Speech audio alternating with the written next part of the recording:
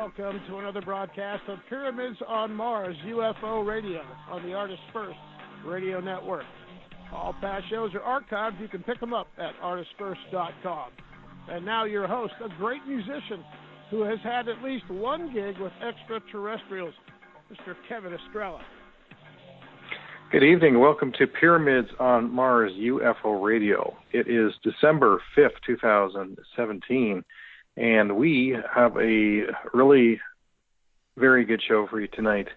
I have a guest who has been a great influence on my life and helped me through understanding this crazy UFO world, and he has a lot to share tonight. He's well known all over the world for the work that he does. I have tonight Mr. GrantCameron. And GrantCameron, he is the recipient of the Leeds Conference International Researcher of the Year and UFO Congress Researcher of the Year Award. He became involved in the ufology back in the Vietnam War when it ended in around May 1975 with his own personal sightings of a UFO that became very well known as Charlie Red Star. And we're going to be talking about that because he has this book is being released as of right now, actually. These sightings of his led to a decade of research into work known in the Canadian government, into flying saucer phenomenon, and he became the authority on the program, and W.B. Smith headed it up.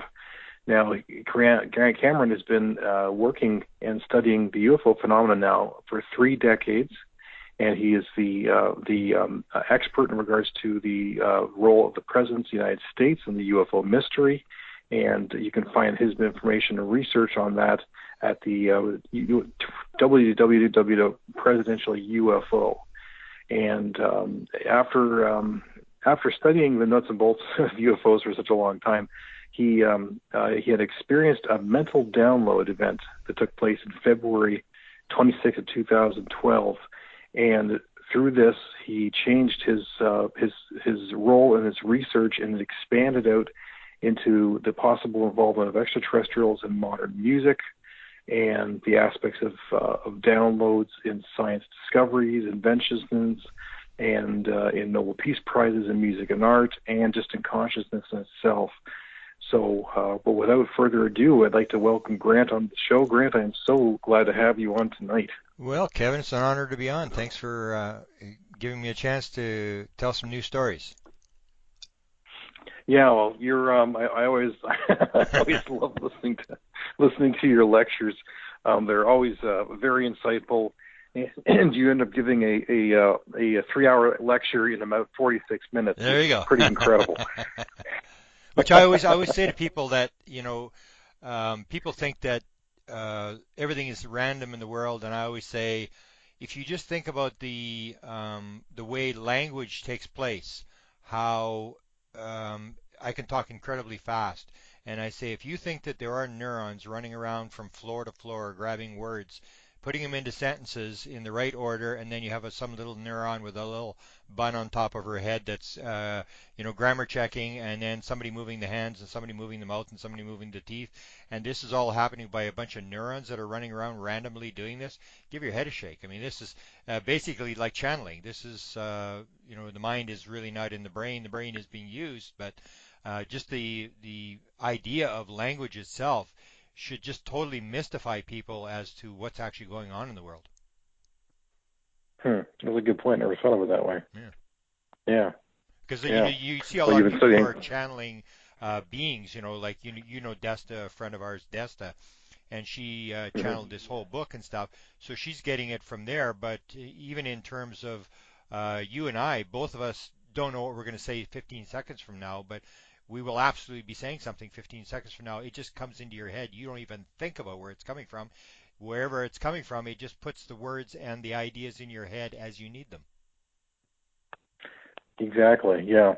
And I even noticed that when I was reading Nancy Tremaine's book, who I had on my show, and the way her book is written, I've never heard her talk like that, but it's so well written, and I know that that Mister was probably quite involved in the process, because her book is brilliant. Oh, she absolutely said, brilliant. She absolutely said it was channeled. She had she was playing this song, and the stuff would absolutely come right into her that basically he wrote the book. And the other one that I think you've had on your show is Sherry Wilde. And Sherry Wilde tells a very Yes. famous story that she had a very trying sort of experience, a lot of fear in her experience. So she wasn't really up on, talking about it or doing anything with it. And she tells a story that she never ever used a word program. She would only use YouTube and do her email. She was a real estate agent in Wisconsin. And she tells a story where she's on her computer one time and all of a sudden she realizes the word program is open. And she looks at it and it's like it's halfway down page 3. And she looks at it and she goes, what is this doing? She starts reading it and then she says to herself, oh no, we're not going there. And she suddenly realizes that I remember that. This is her story. I remember that, yeah. No, we're not going there. And then she starts reading it and she goes, hey, that's not too bad. And she basically the same thing actually says that the entire book was channeled, that it just came to her. And then she, later on, she told the story. I don't know if she told it on your show, but she told the story that she's driving down the road and all of a sudden there's this screen in front of her. And there's this like a movie playing on this screen, and she stops the car and she says, like to Da, the being that she's dealing with, like, what are you doing? And they said, this is the opening scene to your movie. So now she's got the movie contract. And same with Chris Bledsoe, who you've had on your show. There's a story there that he had these experiences, and then Hollywood got interested, Warner Brothers with what's the guy's name? I always forget his name. He did the movie Signs. Anyway, Mel Gibson. Mel Gibson got wind of the story through this religion professor and these two scriptwriters, and Mel Gibson wanted to do the movie, and he wanted to play Chris Bledsoe. So they sent a message through these two scriptwriters, Chad and Carrie Hayes, to Chris Bledsoe. They said, well, we were thinking we'd like to do this movie. Can you get a sign from the people that you're dealing with that we should do this movie? And it was the very next day, after 2 days of rain, puddles all around on the grass, that the tree started to burn in the backyard. And it burned 3 times in 6 hours. And they kept sticking this hose up inside the tree and stopping the fire. So you see these kind of things that it appears that we are getting these helping hands, and that a lot of the stuff you do you think is random and that you're doing it, and in reality, from what these experiencers are telling the story, is that basically they're helping you along, because in the end, when it comes to experiences, they could actually shut you down. I mean, we know that they can actually shut your memory down and you cannot remember events that happened. So the fact that you remember something that's happened indicates they want you to remember it and they want you to tell the story. Yeah. And as with myself as an experiencer, it's like, ever since that, first day that I, got that, pulled up the thing on the ACE and saw what you were presenting on, aliens and musicians, and why why they're contacting musicians to raise consciousness and frequency on the planet. That was the first synchronicity that I ever had, because it was like, oh my God, I'm being called to meet with you. And then it was just a complete, ever since then, it's been nothing but synchronicities continuously. Yeah. And it's like reading the universe, and the universe has consciousness, and it's talking to you if you just listen. Yeah, and that's the thing, is open yourself up. Crazy. Yeah, you just open yourself up, and the more synchronicities you have, according to the theory, the more you're on the right track. Yeah. Because when you start to realize that everything around you has consciousness and it has ways of communicating, when you start seeing these numbers, or these these sequence of numbers that start showing up, as they end up pointing to messages and stuff, or just paying attention to these different coincidences that they're trying to tell you something.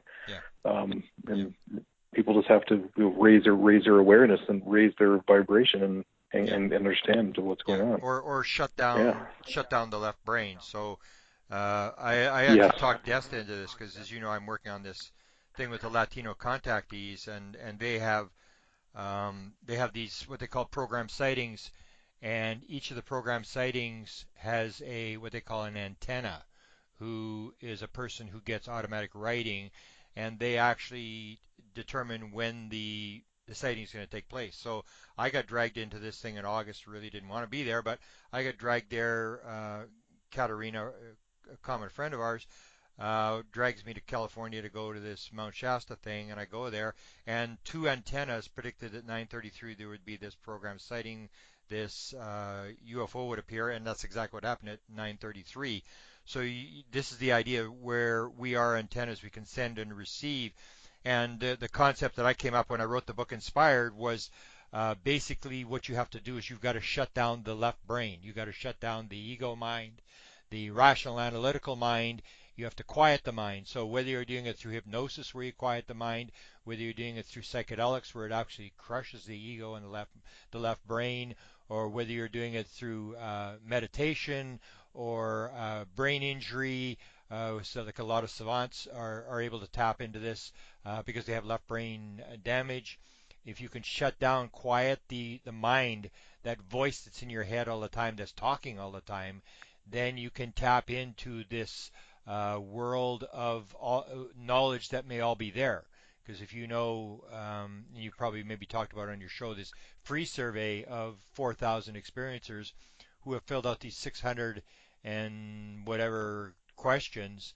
One of the things that comes up in these results is that 40% of all experiencers say at one point during their experience they knew the answer to everything in the universe, which means they encountered their higher self, the ultimate akashic record, whatever you want to call it, and because the aliens allowed them to get into this, everybody can tap into it. So it's, one guy called it hacking the computer.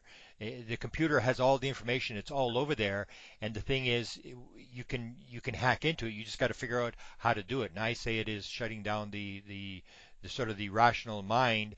And a lot of the UFO community still, I call them the Old Testament guys, they're still into this nuts and bolts, and we're going to watch sightings, and we're going to measure, and we're going to analyze, and do all this kind of stuff. And they absolutely will not deal with experiences. They just say, oh, that Kevin Estrella and Grant, these people, they just think they've had these experiences, and they just believe.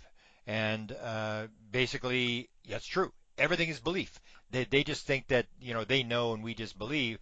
But the question is, if these people are talking about this kind of stuff and they are tapped into this Akashic record, higher self, all the answers to the universe, why would you not listen to these people? At least give them the benefit of the doubt. Listen to their story before you say, oh, they're just making it up, or they're whatever. You and I and all these people have found some sort of way to tap into this knowledge. And it's of critical importance to the world at this time to get this knowledge, because there are beings that are out there who are passing messages to us that are very important for this time and place. Yeah, absolutely. Yeah. And it seems like the window of opportunity is closing on us too. Faster and faster with the warnings that they give about the planetary changes. And I'm sure that the government, the higher governments are quite aware of these changes too, and they've already made preparation. That's another story. Yeah, and that is a thing to realize, that both you and I are aware of this guy by name Dr. Ronald Pandolfi, who is the notorious to be the rumored guy who's run the UFO program for the U.S. government since 1983. And was the real Agent Mulder. The guy that was identified by the one of the top newspapers in the 1990s as top scientist at the CIA. And you and I both know that he's indirectly dropping material into the UFO community. But one important thing that he said, and I can't really quote, I recall him saying this, because he told this to this guy that he leaks all his material to, Dan Smith. He said, because we cannot control the phenomena, we watch the people who the phenomena affects. So they're watching the experiencers because this thing is so far beyond what the government is able to control. They can't control the phenomena. So the only resort they have is to watch the people who the phenomena is interacting with and find out what are they being told, what's this all about, and try to gather that material. So the experiencers, no matter what anybody says, are the people who are in the Super Bowl. If you understand the UFO story, this is the Super Bowl of all stories. And the people who are the experiencers are in the stadium. They may be the water boy, the quarterback, the defensive back, whatever, but they're inside the thing and inside the stadium. And we should be listening to everything they say, because if there's going to be an answer to this thing, it is the experiencers who are going to provide the answers. And that's the exact reason why I created my radio show, is because of that. Folks, that's the reason why this radio show even exists, why Pyramids of Mars UFO Radio exists, is because that's exactly what Grant said 3 or 4 years ago, and I took that to heart. And then when I was given the opportunity to have my own radio show, I said, okay, I'm dedicating this to the experiencers. This is their floor. This is their chance to tell the truth. And you've had some pretty spectacular show even exists. Yeah, and you've had some pretty spectacular people on your show who, if people listen to the archives, will hear some of the most incredible stories they've ever heard by people who absolutely are telling the truth and who absolutely have a in to this phenomenon. Yes, exactly. And many of the people who I've had on my show, were people that you introduced me to. Mm-hmm. They have very high credibility. Yeah. When Nancy Germain, she and I have such crazy connections. It's insane. I mean, and the synchronicities that she and I have, and you experienced, like this year at the ACE, when she and I manifested 2 extraterrestrial who waddled up to the table and said, see you back on the ship, and then waddled away. This crazy. Yeah, this crazy stuff going on. Yeah, it is a crazy world when you're in it, and you see some of the synchronicities and some of the things that happen that are just like beyond belief. I mean, but yet they are happening. Beyond explanation. Yeah. I mean, for example, it was 2 days ago. I sent an email, or I was sending a message to Nancy about asking her. She and I being a guest on Janet Lesson's Aquarian Radio, mm-hmm. and just as I hit the button, all of a sudden a message came up from her saying, "Kevin, I was just sending an email to Janet Lesson about the same thing, and the instant I hit the button, your message came up." So we sent the message at the exact same time. Yeah, that's pretty wild. I agree with you. There's even Katerina Estrella was telling me the story where, because she's Latino, so she can do the translation and stuff, and we were looking for a particular person who was in one of these Zendra things, these interdimensional bubble things, and she starts looking, and then she finds somebody who knows the person, and then she goes down through her list, and then suddenly realizes that she's already friends with the person we're looking for. And it's that kind of weird stuff where she says, you couldn't make this stuff up. It's just so weird. I know. It's like every day she's sending me something too. Yeah, it's every day. Check out these numbers that just showed up again. 373737. Like, oh my gosh, here we go again. Yeah. She's got numbers. That's the thing. She has a 37. And there was the famous scientist who had the 137. That was the guy, I can't remember. He won a Nobel Prize. The guy that would walk into, they wouldn't let him go into laboratories because everything would shut down in the laboratory. And he had this thing with 137, his office number and all these bizarre things. Or one of these guys was telling me, and he's off the record, one of the guys that was in this Zendra thing in 2015 at Mount Shasta. And this guy's got 24 years military background and is an architect and stuff like that. And he agrees to tell me his story as long as I don't make him public.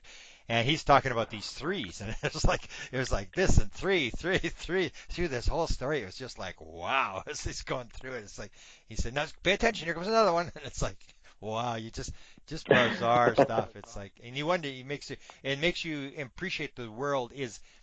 Almost like Einstein said, it's not even more magnificent than you can think. It's more magnificent than you could ever believe. I mean, it's like just so unbelievable when you actually get down to how complex it is and how it all fits together. We're sort of on the leading edge when we see this stuff. Yeah, and the synchronicities that take place that you can't deny. When Nancy, the whole thing with the ET, message she got. And since she called me asking for my help, and then I responded back to her, and then when I responded back to her, it happened to be the exact same time. It was like 4:44 p.m. the first day of the first month, And I responded to her, Yeah. and she said, Kevin, I received that phone call from the ET at 4:44 p.m. the first day of the month 6 months ago. Oh, It was like, wait a second, what are the chances of that happening? And it was like 40, the same minute, the same day, the same month. It's like 44,740 to 1. Yeah. And it was like, okay, and then 444 is out with the message, and it's actually an angelic number, and it coincided with a message after I broke, my marriage fell apart. Yeah. So all these things take place all the time, and people waking up and realize, stop thinking that the universe is random, because it's not. Yeah. Then you're actually going to start getting somewhere. Yeah, exactly. Yeah, and that's one of the big things. That's one of the books I want to do if I can ever get out of this UFO thing, is to do a book on all the false assumptions that we make about. We just sort of assume a lot of things are the way they are, and they actually aren't. Like, I mean, is the world physical based, or is it consciousness based? Is that the fundamental thing? Or the one you're talking about, is it random or is it pattern? And if you look at Rupert Sheldrake and all the studies that have been done on how things duplicate and all this kind of stuff, you see that it's pattern. The world it's just following patterns and just duplicating itself, and you see the same structure of in the tree branches as you see in the brain, as you see in star systems and stuff like that, and you see these patterns over and over and over again. So that's what a lot of people are sort of assuming. A lot of things that just ain't true. And I think, as Mark Twain says, it's not the things that you don't know that get you in trouble. It's the things that you think that are true that just ain't so. Yeah. And as you were talking about the patterns in the neurological system of the mind, they're now starting to find that those are the same patterns of how the star system and the universe has spread out, as the phrasing goes, as above, so below. Yeah, that it's just you see the same sort of thing, and when you start to understand that, then you have a chance to do some invention, some discovery. But if you make the assumption, almost like the other one I have, it's that in the UFO community is really bad, is the idea that it's one life. So we only live one life, and you got to get it all now. You got to figure this thing out. Time is running out, and then you suddenly realize, as I say, if you suddenly realize that it's not one life, it's reincarnation, then everything, literally everything changes, because then you made an agreement when you came into this world to do something. And as I always tell people, forget about what everybody else is doing or what the government's doing. The only thing you have to concern yourself about is the fact that this is a reincarnation world and you came in here to do something, and what are you supposed to be doing, and are you doing it? Forget about whether everybody else is doing what they're supposed to be doing. That's really got nothing to do, because when you die, if the reincarnation world is real, you go in front of, if you read Dr. Michael Newton, the guy who did Life Between Life thing, when you go in between your lives, you go to this council where you get a life review, and all they ask you is one question: how did it work out? Because you're the guy that planned it. How to work out. You put this whole thing through, and as I always tell people, because everybody gets into this sort of thing about the conspiracies and stuff, and I say, you cannot bring this up. You cannot say, well, if the government had disclosed, I would have got off my duff and done something. My mother-in-law hadn't got me all upset, and and they're going to call timeout. This got nothing to do with you. You can't bring up your mother-in-law. You can't bring up the government. You can't bring up your friends or whatever. All you have to do is answer for yourself. How did it work out? And according to Michael Newton, who said 7,000 people he regressed, they all said the same thing. When they were asked how did it work out, they all said the same thing: oh, I could have done better. They suddenly realized, I should have done this, I could have done that, and so that's all you really worry about. So when you get that idea, the idea that you do a show, you make the move, and that's the whole deal. That you made this agreement to do this, that you wanted to do this, and you and I and a bunch of people may have all gotten together before we were born and had a meeting, and we said, okay, we're going to meet up, we're going to do this, we're going to you play this role, I'll play this role, and everybody's got their sort of thing, and all you have to really worry about is, what am I supposed to do next, and am I doing what I'm brought here to do? Because if reincarnation is a fact, absolutely, it may not be UFO related. It may be I got to learn love, I got to learn about hate, I got to learn about envy, I got to whatever lesson you've come into the world to learn. But if you realize reincarnation is a fact, you came here to do something. You have some sort of plan, and the question is, what is the plan? To try to figure it out, and then to fulfill the plan. Yeah.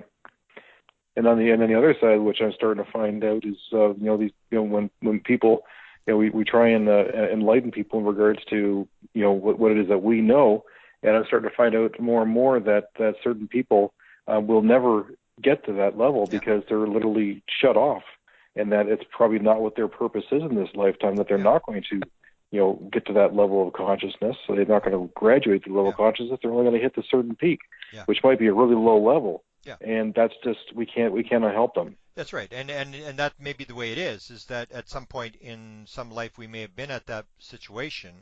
But then I always look at it that's even scarier when you realize that these people are at these levels, because when they die, they're not expected to do much. But I was always affected by two things. I was raised to be a minister. I was like very religiously raised, and I was preaching in church when I was very young and stuff like that. And so I was raised religious, and I knew in the Bible it says too much is given, much is expected. And the other thing, before I got into the UFO thing, before I had my sightings, I was very much into Edgar Cayce. I wasn't into UFOs. I wasn't into extraterrestrial. I'd never thought about extraterrestrial life. Couldn't care less. I was into Edgar Cayce, and what Edgar Cayce said, to knowledge not used is sin. So it's those two expressions, too much is given, much is expected, and knowledge not used is sin, is the things that always sort of drove me. Because when you go in front of a life review, I mean, if you didn't know anything, you're going to get cut a break. But my goodness, if you were in the stadium and you knew what was going on and you still did nothing, then it's the old thing about the guy with the talents. You had all these talents, you had all these opportunities, and you squandered them. You had this chance, you were given all this material. You can't really blame some guy who's an untouchable in the streets of Calcutta, who's sitting in a junkyard just trying to, find something valuable enough to sell for food for tomorrow. You and I got to play in the biggest story of all times, and because we've got all this opportunity and all this information, we should be busy trying to do as much as we can, because we were given a lot of talents to start out with. Yeah, and because you've been doing this for so long, when you saw Tom DeLonge come out with what he's doing now, all of a sudden you started to see these patterns develop, and you said, wait a sec, this has been done many times, and you end up writing a whole entire book about managing magic. Yeah. Maybe you want to kind of fill people in with that, about Tom DeLonge and what he's doing and what you've discovered. Yeah, that again comes down to the synchronicity thing, that I can 99% say that almost everything that happened in my UFO career didn't happen because I planned it. It happened because I got dragged down a rabbit hole. And I was, as I've told many people, I've always tried to get out of the UFO community, the UFO nuts and bolts thing, because it gets very negative, and there's a lot of conspiracy stuff which I really don't get along with and stuff like that. And so I was trying to get out of it, and then the Tom DeLonge thing dragged me back down the rabbit hole. And that was where he came out and he said he was in contact with these government officials who were his friends, and they were giving him this material. And I'd been in this for so long. I always make the joke I was in this business before Jesus was a carpenter, and I've seen this so many times where the government is leaking stuff to people.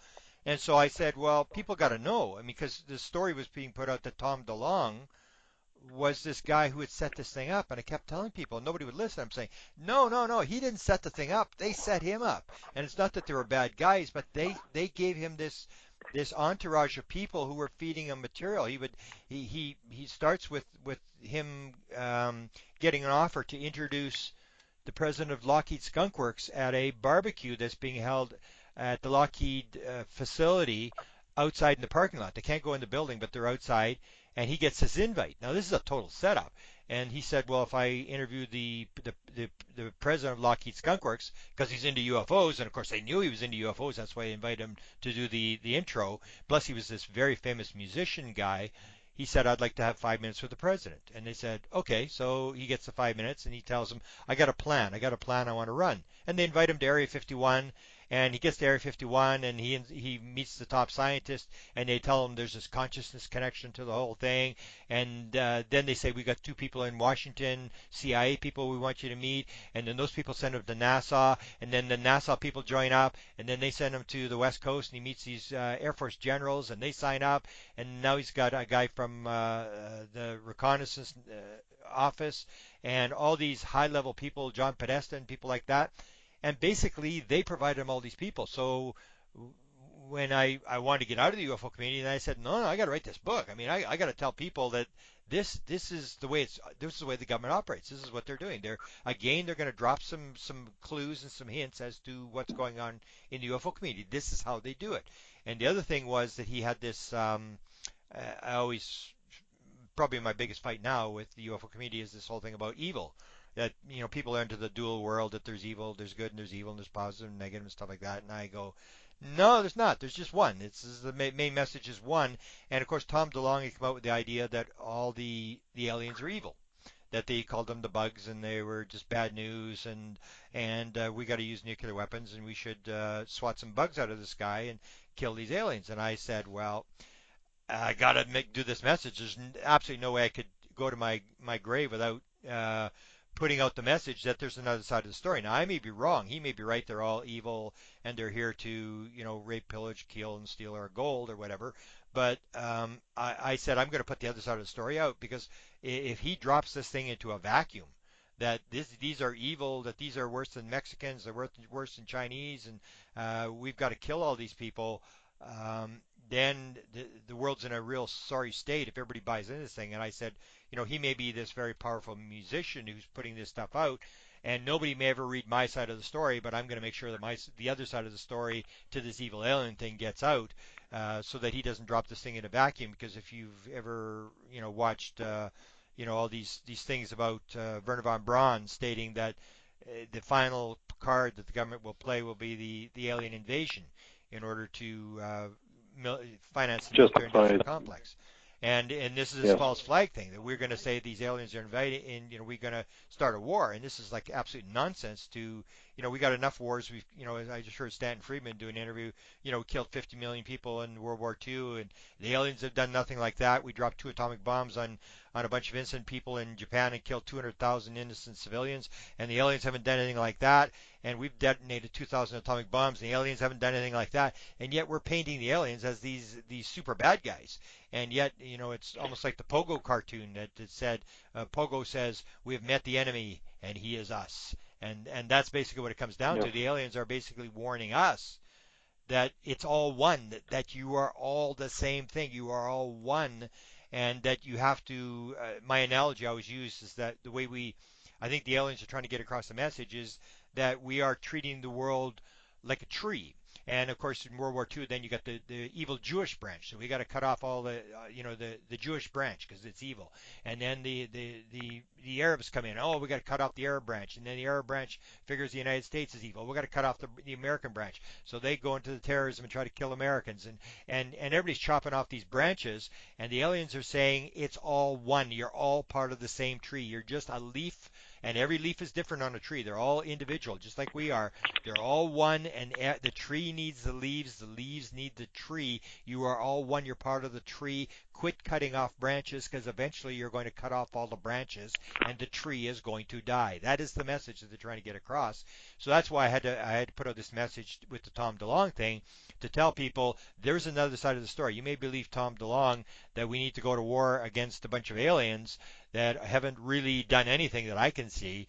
And so I put that book out, and it's actually done fairly well. A couple of the books that I wanted to do well, like my Inspired book, really didn't do that well. But everybody likes the government conspiracy and the disclosure and stuff like that. So you do that, and then I tried to get out of it again, and then I got dragged back in again when Katerina invited me to this Mount Shasta thing, and I got dragged back into the sort of the alien thing again. But this is more of a positive story with the positive aliens, these Latino alien contactees who can open these Zendra things where I have these 2 experiences, or 2 stories I tell at great length in 2014, 2015, where 10 witnesses are inside this Zendra, where the aliens open this sort of a interdimensional bubble in a forest, and these people walk into this thing, and I go and interview these people on camera, and Katerina has helped me interview some of these people, and I say, were you in there? Yeah, I was in there. What did you see? Oh, this alien, he was standing there, he was like 10 feet tall, Really? Oh, he had this thing on his chest. He had this like a medallion on his chest, and there were sparks coming off it. And everybody told me the same story. And you're going like, wow, this is like, like this is pretty strong testimony when you get these Latino people. And some of them really don't want to be interviewed. We've gone after some of them, and they just don't want to go on camera. They don't want to tell their story, and yet they've all been interviewed when they first came out, and they all confirm, yeah, this is for real. And you get that story, which basically confirms, yes, this is for real. How do you deny 10 people? And you get these, I said, well, what were the skeptics going to say now? How do they defy this story where you got 10 people in this thing on camera, and they're all saying, yes, I saw these little tiny beings, and they were peeking out from behind the trees, and they had these iPads. They're walking around with these iPads, and this tall 10-foot being with this, gold, sort of silver hair hanging down, and everybody's describing the same thing.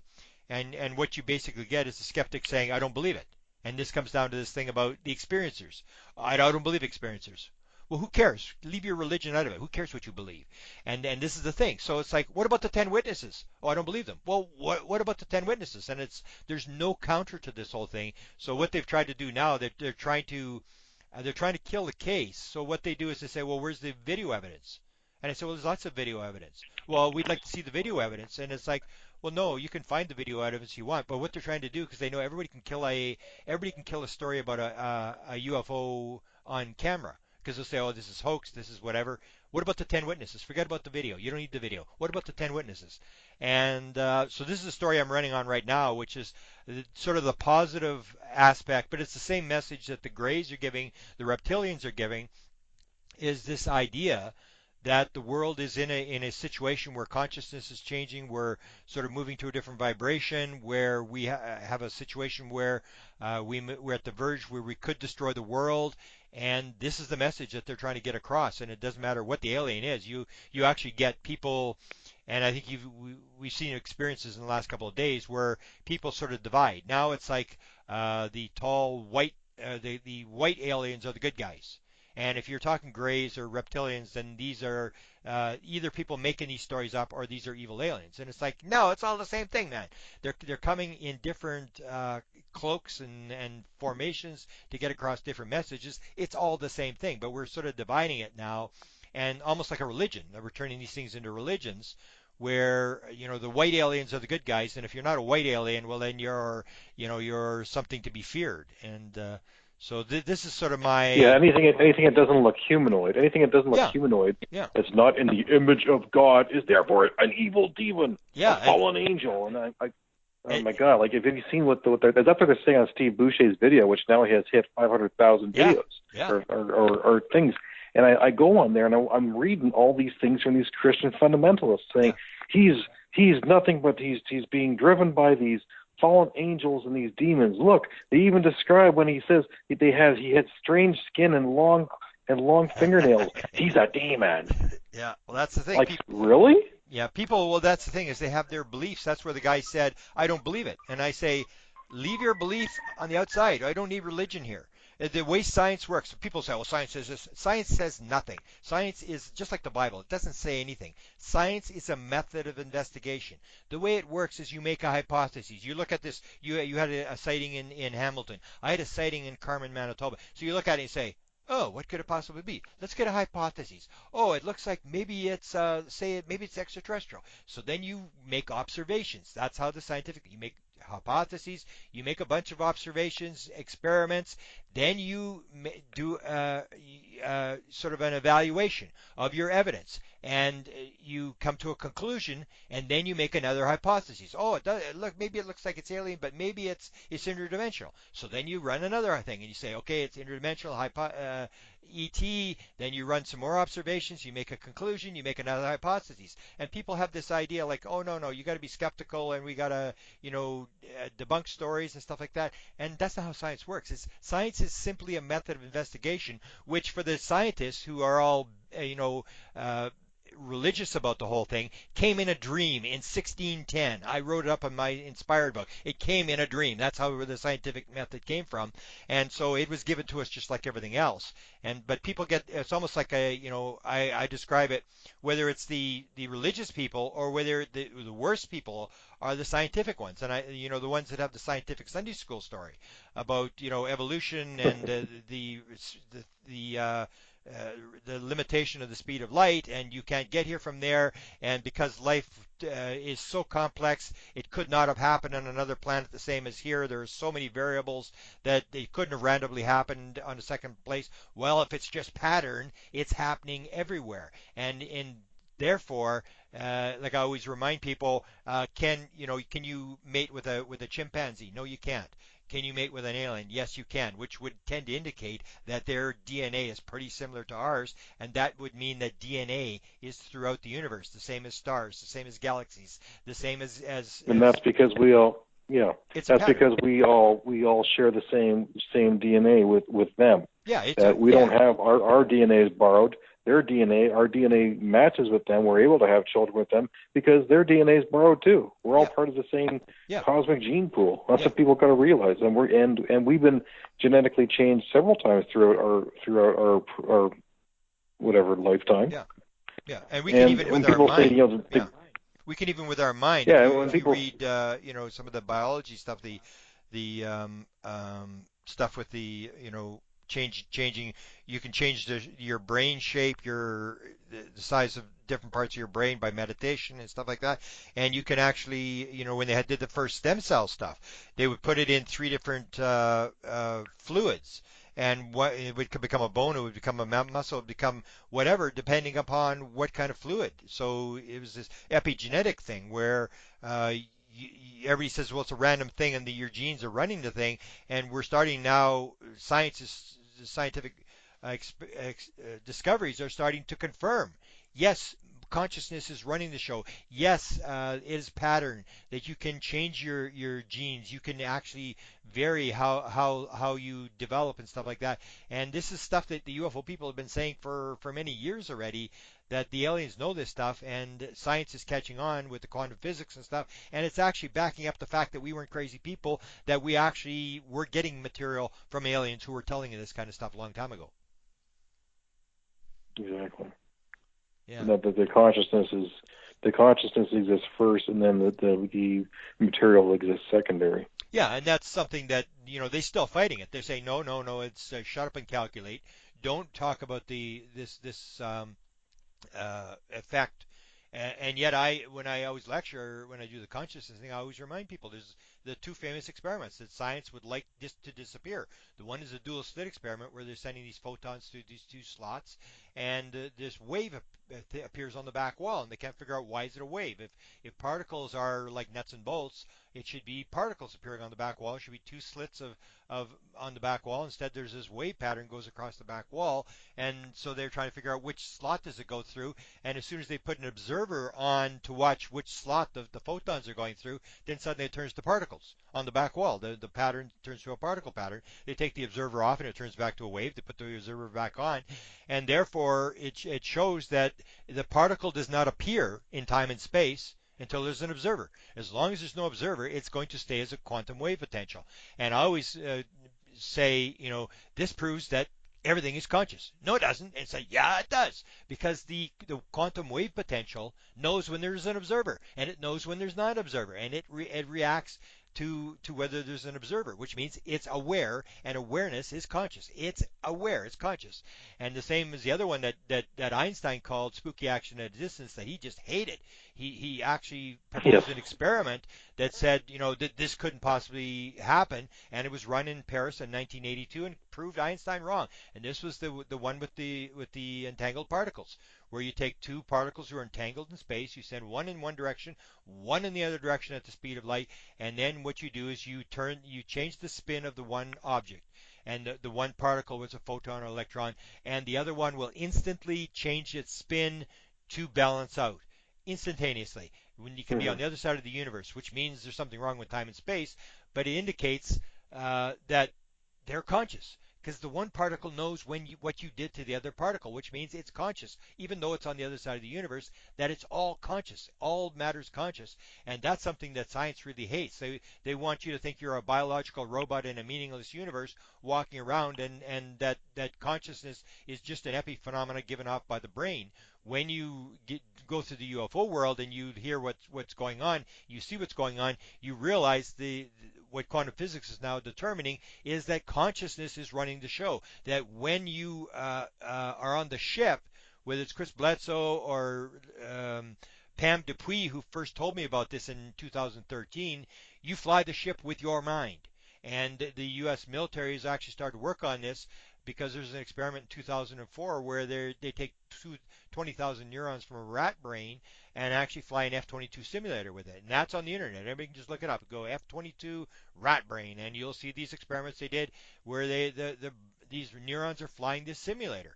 And this is what it all comes down to, is that the mind, when you realize what's actually going on, the mind can do everything. The mind controls everything, and you are basically manifesting what's happening. And once you start taking that responsibility, that you are manifesting what's happening to you, and that you control what's happening to you, then you'll make the right decisions, so that when you die, you don't have to say, well, if my mother-in-law hadn't pissed me off, I would have done something.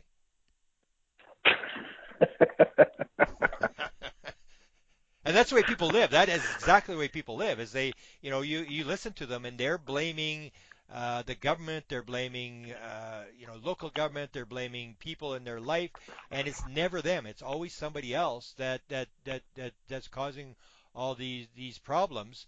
And when you take personal responsibility and realize the power of manifestation, that if you have these synchronicities, you're sort of creating these synchronicities. You're also creating the bad things as well as the synchronicities. So you take control of that thing, realize that you're in charge of this whole thing, and take life a little bit easier. Although that's hard to realize that you've always existed, you always have existed, and you've got forever to figure this thing out.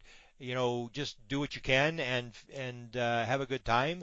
And it takes a lot of the stress off, because you'll see a lot of the experiencer stuff, people who are really upset, the experiencers, when they have the experience, when you regress them, you find out it's all fear. It's the fear of the unknown. And I was actually, and I just came back, I told you, I came back from, I have this Experiencers Anonymous group in Winnipeg. And there was one guy there who asked a question tonight. He said, is there anybody in Winnipeg who does regressions? And I said, yeah, there's actually 4 people in our group that do it, and 2 of them were there. So I said to the regression people, tell them actually what goes on here. And so they basically described to him what they do, because all he remembers is seeing a light, and he was missing 2 hours and all this kind of stuff. And so they explained what would happen. And so I said to the 2 regressionists, I said, okay, you've done this for many, many people. I want you to tell me, when you do this, are the people less fearful? Is it advantageous when they suddenly find out what's actually going on and they say, absolutely, absolutely. The fear all goes away, because then they suddenly realize what's going on, almost like Chris Bledsoe. He was sitting in a room by himself for 9 months. His wife said, you're not going to talk to the kids about this. He wanted God to take him away. He couldn't take this anymore. And then suddenly he gets regressed, and suddenly he gets this sort of idea that he's got a message for the world, and suddenly it's like, holy cow, I'm a Messiah and I'm out to save the world. And his whole attitude towards what happened absolutely changed, from the worst thing in the world to the best thing that ever happened to him in his life. Mm-hmm. Yeah. Yeah. So it's a wonderful world. I mean, we were going to talk about my book, Charlie Red Star. I, like you, had a sighting, 1975. I had a series of them all in a row, and I'm pretty close. And it was just altered my life. And probably the same with you, that some people see UFOs and they go on with their life, live their, take their kids to soccer practice, run their business, whatever they do, and never think about it again. I mean, I just fell off the edge of the earth. I couldn't believe what I'd seen. And then the second night, the thing came right at me. And I thought to myself, well, why is nobody writing this story down? This is the most amazing thing I've ever encountered. This town where everybody's seeing this thing, and I walk around and I put this manuscript together, and just totally bizarre. I put it together, and nobody will publish the manuscript. Now it's out. Dundurn out of Toronto published it just a couple of months ago, called Charlie Red Star, and but nobody would publish it. And so I sort of gave up on that whole thing, but it changed my life, and it sent me down this road of discovery and into the most bizarre stories. Even the story with when Katerina invites me, and this is the story that's happened. I say the book is interesting. It's got all these stories of sightings and this town is infested. But what happened after the book was even more. It was just more bizarre. And that was that I didn't want the book published. I couldn't care less. They wouldn't publish this sighting thing in 1977, I said this is a total waste of time. I gave the book to my sister. She held it for 30 years before she gave it back to me. And she gave it back to me and said, "Oh, remember you wrote this thing?" And I went, "Whoa, I remember writing that." And what happened was it came out in August, and I got a phone call from Taza Lawrence, who's a producer, has a Maze TV in Toronto, puts out a bunch of TV shows in Toronto. And she contacted me and said, "Can I read your manuscript?" And I said, "Yeah, sure, whatever." And I had it digital. So I sent her the digital copy of the manuscript. She says, "Oh, it's exactly what I'm looking for." And she goes into this thing. This is how bizarre this story can get. She's doing the Rama story of these Latino contactees who open these Zendras, where they go inside these Zendras and these aliens appear, and they go into the Zendra and go to other planets, and they have these antennas who predict when there's going to be sightings. Just the most bizarre stuff you can think of.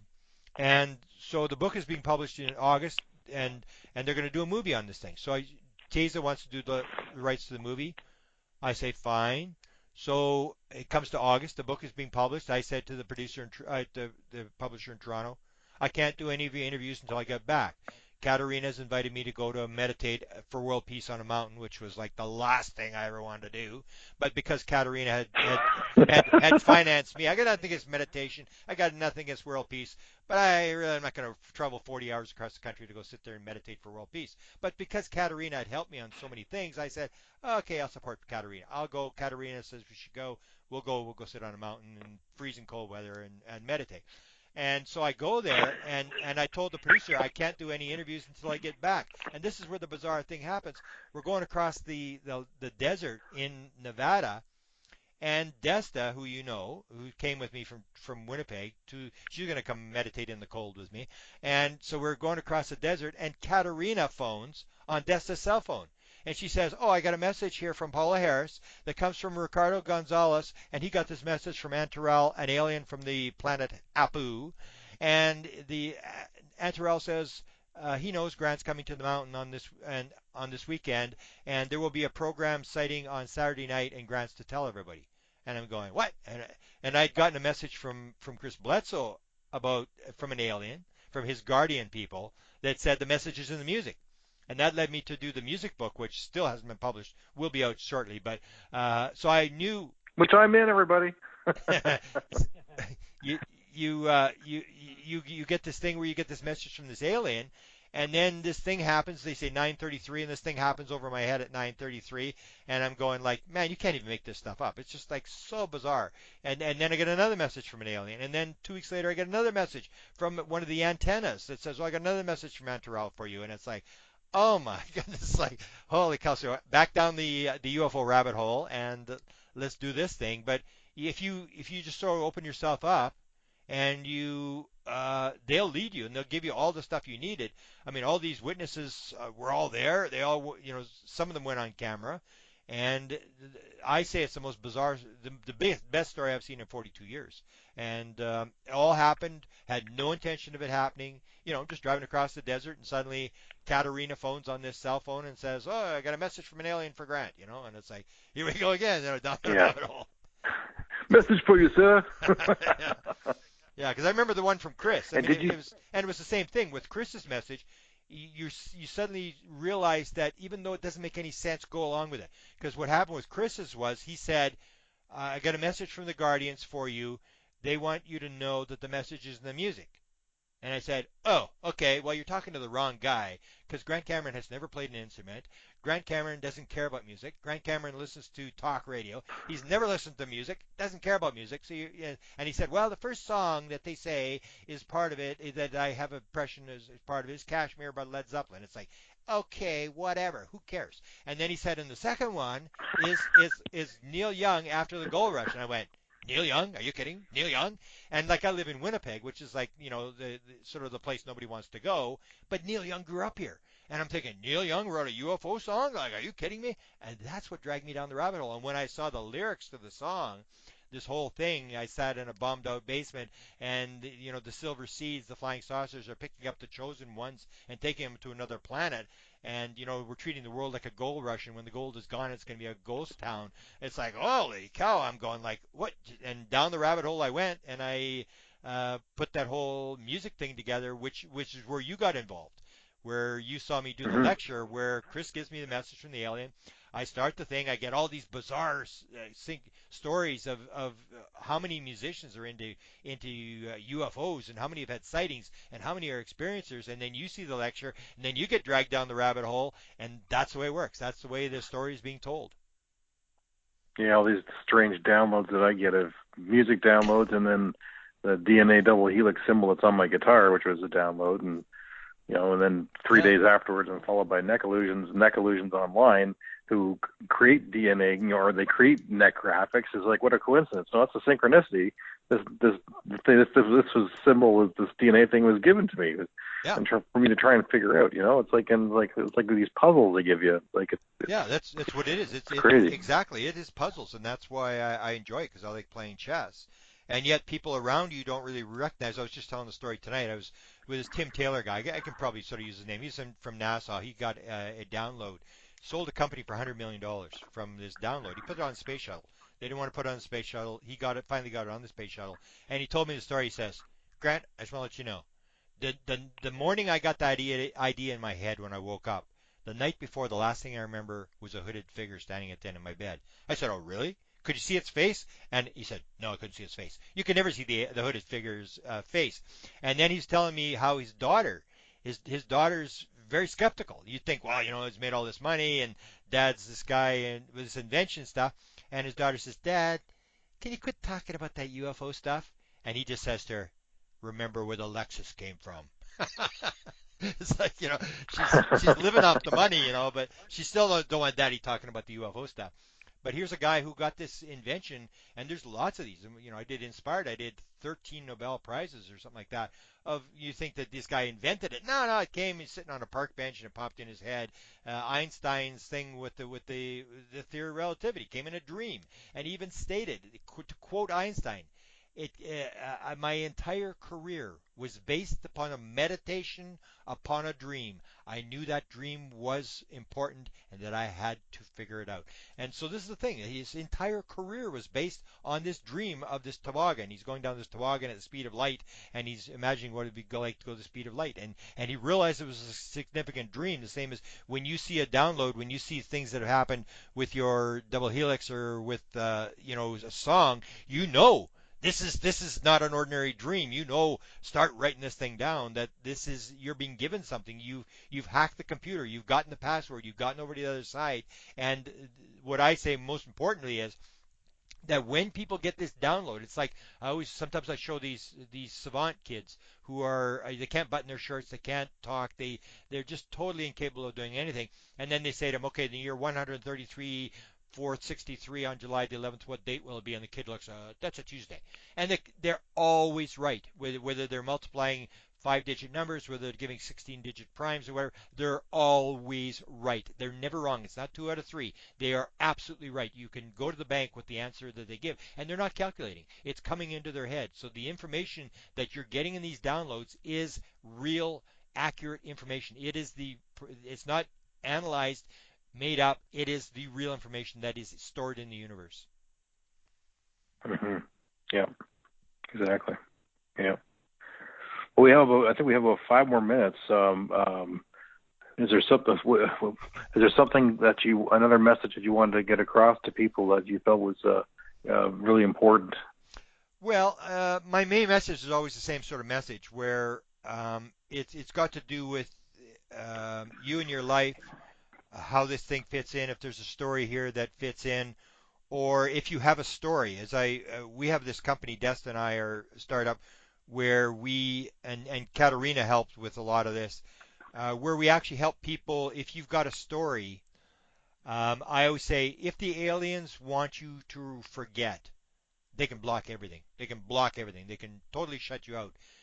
But when you see a UFO, you're part of the game. They want you to see the UFO. Why does a UFO have lights on it? It has lights on it so you can see it. They want you to see it. When they allow you to remember a part of your abduction experience, they want you to remember. They're inspiring you.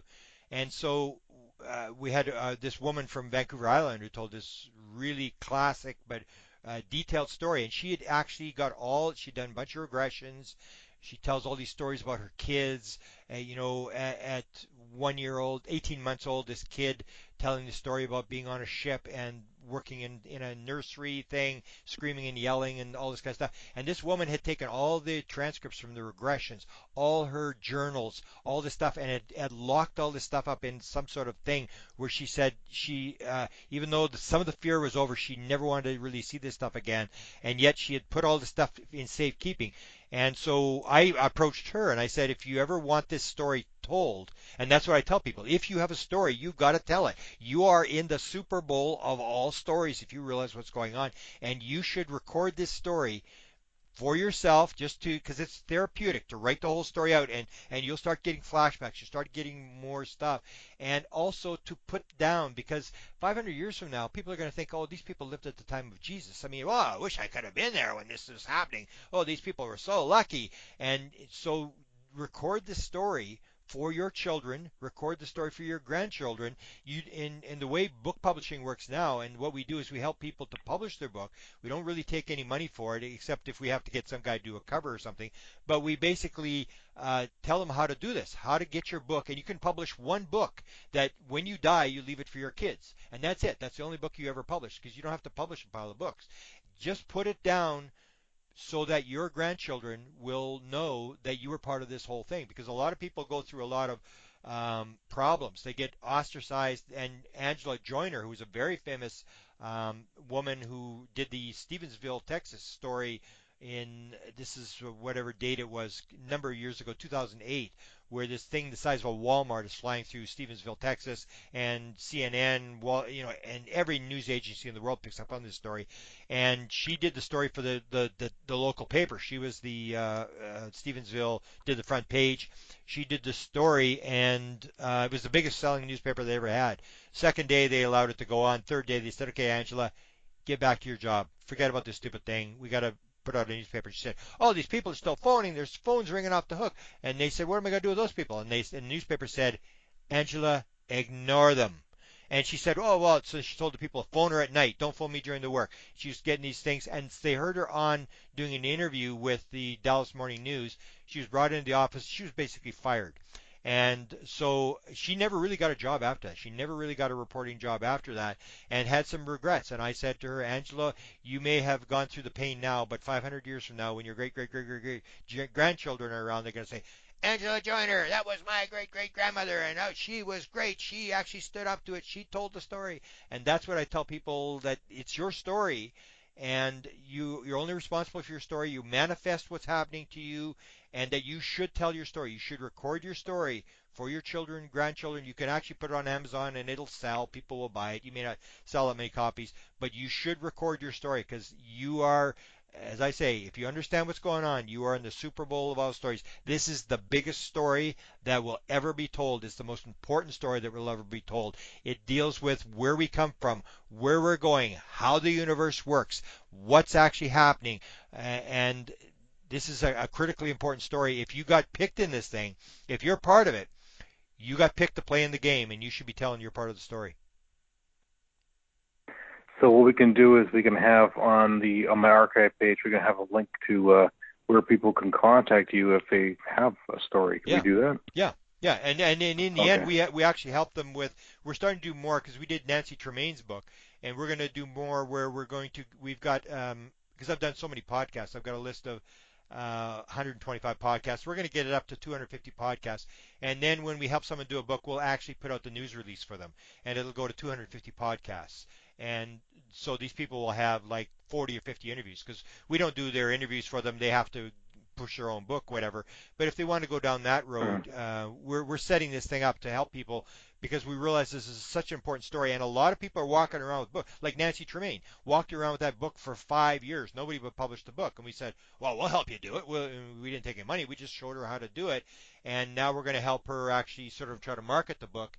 And because it was an important story. I mean, everybody talks about the evil reptilians, and they're here to eat our children and all this kind of stuff, and their favorite food is blonde, blue-eyed young girls and all this nonsense and stuff. And so when Nancy Tremaine comes along and says what I've been saying for years, no, they're ordinary, they're aliens, just like everybody else, and they're here for a reason. They've got a message. Then I said, oh man, we got to get this book out. Nancy's story's got to be told. Forget about all this nonsense about evil aliens eating us. We got to put out these stories of people who are telling what I think is the truth. Yeah, and everybody, I think I got to put a link so people can buy her book because her book is absolutely fantastic. It's actually the reptilians are finally coming out into the open and letting themselves be known. Yeah, and you have the. But the other thing I was going to say. Yeah, I definitely do. Yeah, for sure. Yeah, and she and I are good friends. But definitely everybody. If you go on YouTube and you type in GrantCameron, you'll probably find over 100 interviews with GrantCameron. He's everywhere. He's all over the place, and I really suggest you to listen to all of his podcasts because he has been doing this for a long time, and he's closer to the truth than a lot of other people are, in my opinion, for sure. Yeah. But no, Grant, I'm so glad. Yeah, I just want to mention we also have the Whitehouse UFO YouTube channel, and that's where I put all these interviews with these people who've been inside the Zendra. This really spectacular stuff. So there's a few with me on there, but there's these stories that I think are absolutely amazing. People that we've encountered, and we got Katarina's videos on there, and we try to put people that we think are important stories, and we stick them up. So that's Whitehouse UFO YouTube. There we go, and we'll have a link to that on the archive page for sure too. Yeah. Beautiful. Yeah, but Grant, thank you for coming on. That was very. We covered a lot of stuff tonight. Yeah. Well, we can definitely have you back on again, yeah. And maybe next time we'll have you back on and we'll open up the floors so people can ask you direct questions. Sure. And I'll send you some of these new people that I'm getting. There's lots of people that have new books and stories, experiencers that we'll send your way so you can help them publicize their book and their story. Okay. Beautiful. Sounds good. Thank you, man. I love it. We'll do that. Yeah. You're a good man. Okay. You're cool. doing a good job. You'll get a big high five when you leave this world. You know what? I found out from the Sandia that apparently I have a huge amount of Star Nation girls who just woo over me, wow. Teenage boppers. Oh, but you don't want to tell. So it's pretty funny. But you don't want to tell Katarina that, though. She already knows. Okay. She thinks all the competition, they all want you. Like, oh, please, whatever. There you go. Okay. Yeah, well, ladies and gentlemen, it's been we had GrantCameron, and thank you for listening to Pyramids on Mars UFO Radio, and keep your eyes to the skies.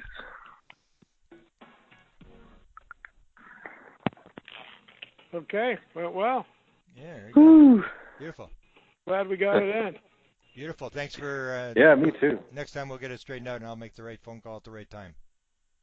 Well, you guys can stay on the conference line as long as you want. I got more engineering to do. The show will be posted tomorrow. Yeah, it's late there, okay, late here, thanks so a lot, I'll take off, and we'll catch you guys. down the road. Have a great night. Sounds like a plan. Okay. Okay, cheers. Take okay, care. bye.